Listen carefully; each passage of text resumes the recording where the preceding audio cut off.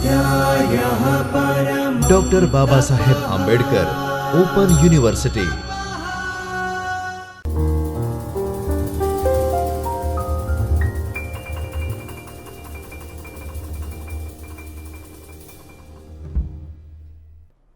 નમસ્કાર.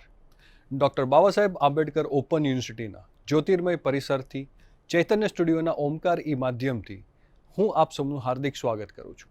મિત્રો, આજે BA જાહેર વહીવટ અંતર્ગત આપણે પેપર નંબર 3 વિભાગ 1 એકમ નંબર 2 નો ત્રીજો ભાગ જોઈશું.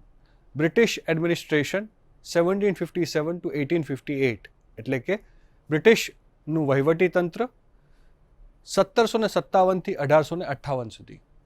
તો આમાં આજે આપણે સચિવાલયના ખાતાઓ એટલે કે સેન્ટ્રલ સેક્રેટરીએટ જે તે સમયે બ્રિટિશરોએ બનાવ્યું એની આપણે બાબતો જોઈશું.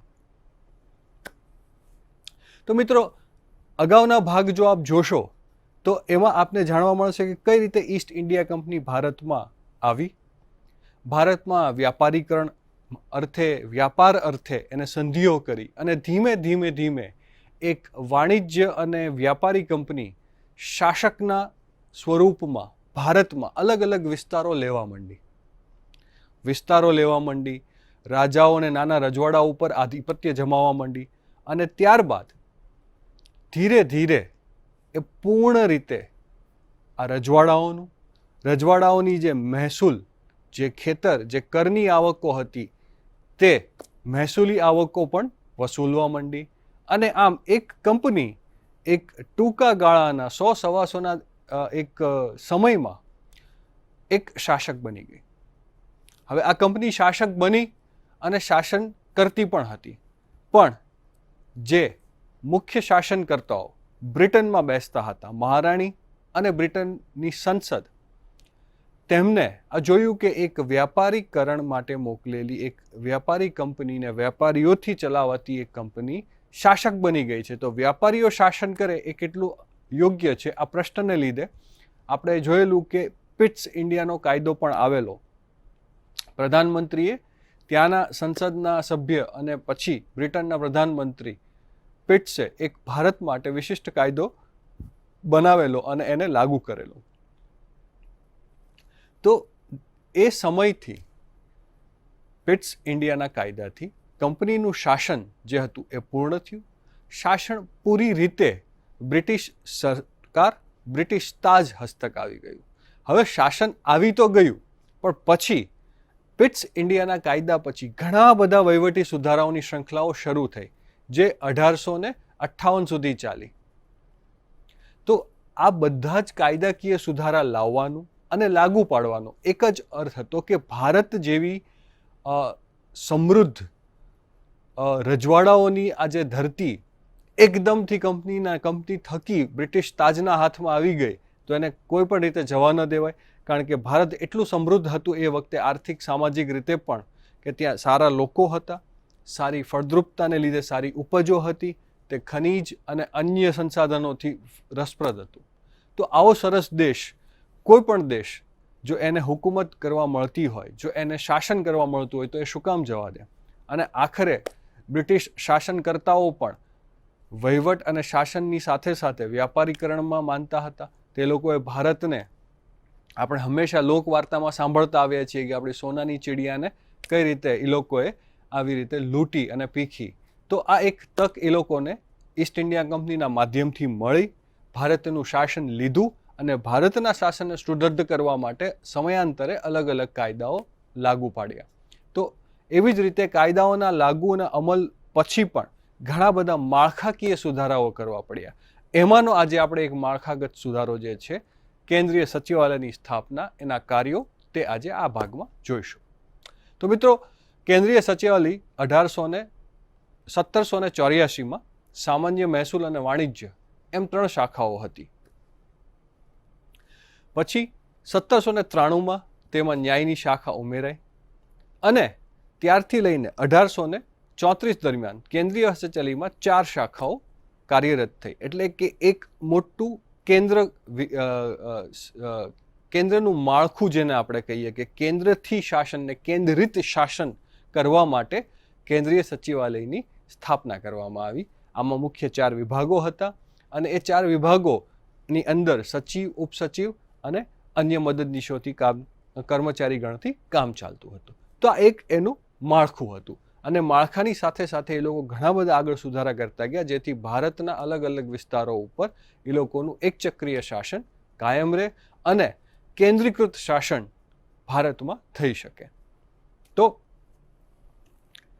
કેન્દ્રીય સચિવાલયના જે મુખ્ય ખાતા હતા, એક હતું લશ્કર ખાતું, એક હતું લશ્કર એટલે કે સૈન્ય ખાતું હતું, એક નાણાકીય ખાતું હતું, એક ગુપ્ત ખાતું હતું. તો આ બધા ખાતાની આપણે માહિતી પણ આગળ જોઈશું. તો સરકારના સચિવોના જે ખાતાઓ હતા તેમાં મુખ્ય એના જે 2 મુદ્દાઓ છે કે 1756 પહેલા તમામ કામકાજ સામાન્ય ખાતા એટલે કે જેને ઇંગ્લિશમાં જનરલ એડમિનિસ્ટ્રેટિવ ડિપાર્ટમેન્ટ આપણે કહી શકીએ, બરાબર, સામાન્ય વહીવટી ખાતું. તો એ સામાન્ય ખાતા દ્વારા સચિવ અને કેટલાક મદદનીશોની મદદથી થતા.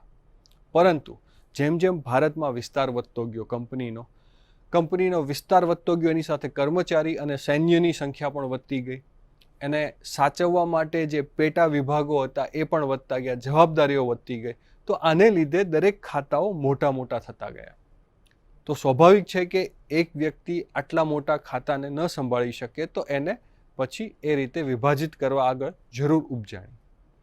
પણ શાસન કેન્દ્રીય રાખવું હતું એટલે મુખ્ય 4 વિભાગ રાખ્યા અને એની હેઠળ નીચે કર્મચારી ગણને વધારીને શાસન ચાલતું. તો કામકાજમાં થતા વધારાને લીધે અને ખાસ કરીને મરાઠાઓ અને અન્ય રજવાડાઓ, સ્થાનિક રજવાડાઓ સાથેના યુદ્ધને કારણે ખર્ચાઓ પણ વધી ગયા હતા. આને કારણે કાર્યદક્ષતા પ્રાપ્ત કરવા માટે તથા વધારે જલ્દી સરસ રીતે નિર્ણય થઈ શકે એ લાવવા માટે સામાન્ય ખાતાની પણ પુનર્રચના અને પુનર્ગઠન કરવામાં આવ્યું. એટલે એને કે રીસ્ટ્રક્ચરિંગ કરવામાં આવ્યું કે ભાઈ હજી આ વધારે પ્રતિસાદી થાય. કોને? તો કે બ્રિટિશ વહીવટીતંત્રને. બ્રિટિશ વહીવટીતંત્રની જરૂરિયાતોને જલ્દીથી પૂરી કરી શકે તે માટે જે સામાન્ય વહીવટ ખાતું હતું તેની પુનર્રચના અને પુનર્ગઠન થયું. અને આમ દરિયાઈ પરિવહન, મહેસૂલ, ન્યાય, હિસાબ, જાહેર જનતાને સ્પર્શતી બાબતો, ઘણી બધી લશ્કરી બાબતો, ફૌજી કાર્યવાહી, ઘણી બધી આવી બાબતોને એમાં સમાવિષ્ટ કરવામાં આવ્યો. ખાતા માટે અલગ અલગ અહેવાલ તૈયાર કરવાના થતા હોતા હતા. આપણે અગાઉ પણ જોયું હતું કે 1773ના નિયામક ધારાથી એ બાબત સ્પષ્ટ કરી હતી કે કંપનીના દરેક દસ્તાવેજો, નોંધણી જે છે તે બ્રિટિશ સરકારને અને બ્રિટિશ સંસદને મળવી જોઈએ.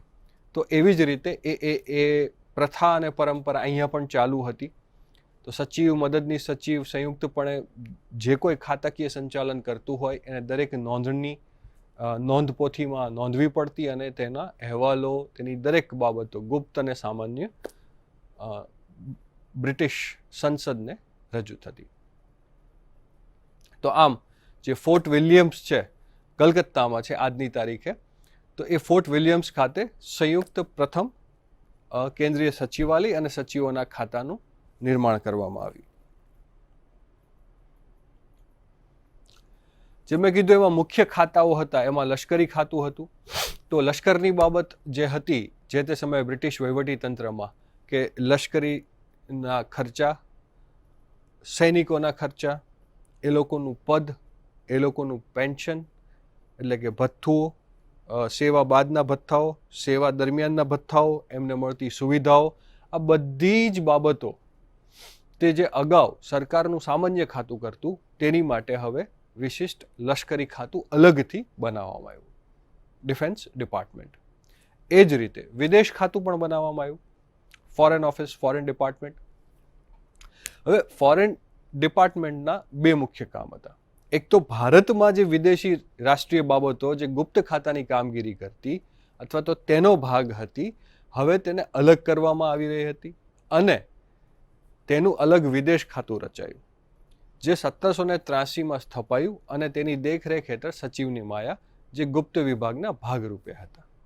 અને આગળ આપણે જોઈશું કે ગુપ્ત વિભાગ અને વિદેશ ખાતું સાથે ને સાથે રહે છે અને કામ કરે છે. તો આપણે જોયું કે કેન્દ્રીય સચિવાલય હેઠળ સરકારના જે સચિવોના ખાતા હતા એમાં સામાન્ય ખાતું, લશ્કરી ખાતું, વિદેશ ખાતું હતું. તો મિત્રો, આ સચિવાલયનું માળખું હતું. આ સચિવાલયના માળખાનો હેતુ જે હતો એ શાસનને, એટલે કે બ્રિટિશ વહીવટી તંત્ર જે હતું તે વખતેનું આખા ભારતમાં તેને કેન્દ્રિત કરવાનું હતું, પુનર્ગઠિત અને સુદૃઢ કરવાનું હતું. અને આને લીધે જે એક સામાન્ય ખાતાથી કાર્ય ચાલતું તે નવા ખાતામાં એનું વિભાજન કરવામાં આવ્યું. એટલે સેન્ટ્રલ સેક્રેટરીએટ, કેન્દ્રીય સચિવાલય હેઠળ લશ્કરી ખાતું, વિદેશ ખાતું, સામાન્ય ખાતું આવતું. અને લશ્કરી ખાતા નીચે ગુપ્ત ખાતું, વિદેશ ખાતા નીચે ગુપ્ત ખાતું અને લશ્કરી ખાતા નીચે એને નિસ્બત લાગતા અન્ય ખાતાઓ હતા. અને સામાન્ય ખાતામાં ન્યાયને લગતી પણ વાત થતી. આગળ જતાં એ ન્યાયની બાબતો અલગ વિભાગ અને પછી આખું અલગ ન્યાયતંત્ર અને ન્યાયાલય બને છે, એ પણ આપણે જોઈશું. તો મિત્રો, આ જે મુખ્ય વાત હતી આજની કેન્દ્રીય સચિવાલયની, એ એટલે મહત્વતા ધરાવે છે કે અહીંથી બ્રિટિશ વહીવટી તંત્રનો ભારત પ્રત્યેનો અભિગમ બદલાય છે. હવે તે ભારત ઉપર પૂર્ણ રૂપથી શાસન કરવા માગે છે અને માટે આ બધા સુધારાઓ કરે છે. તો આ કેન્દ્રીય સચિવાલયની આ મહત્વતા અને ભૂમિકા હતી. આ જ એકમના છેલ્લા ભાગરૂપે આપણે ફરી મળીશું. ત્યાં સુધી હું આદિત્ય જોશી આપનો ધન્યવાદ કરું છું. स्वाध्यायः परमः